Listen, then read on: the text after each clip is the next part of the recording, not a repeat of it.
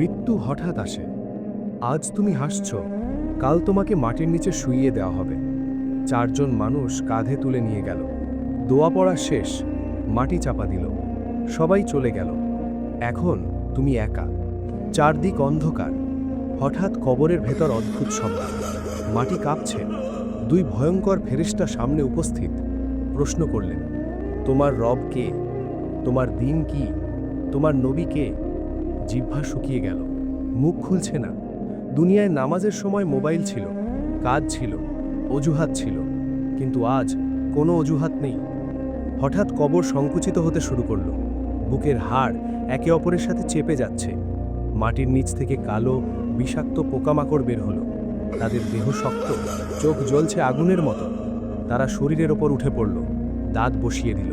জ্বালায় লোকটি চিৎকার করছে, কিন্তু সেই চিৎকার পৃথিবীর কেউ শুনছে না। দূরে জাহান্নামের আগুনের দরজা এক ঝলক খুলে গেল। গরম বাতাস কবরের ভেতর ঢুকে পড়ল। সে কাঁদছে, হে আল্লাহ, আমাকে একবার ফিরিয়ে দাও। আমি 5 ওয়াক্ত নামাজ পড়ব, এক ওয়াক্ত ছাড়ব না। কিন্তু ফিরার পথ বন্ধ। বন্ধু, আজ তুমি জীবিত। আজান এখনো শোনা যায়, মসজিদের দরজা এখনো খোলা।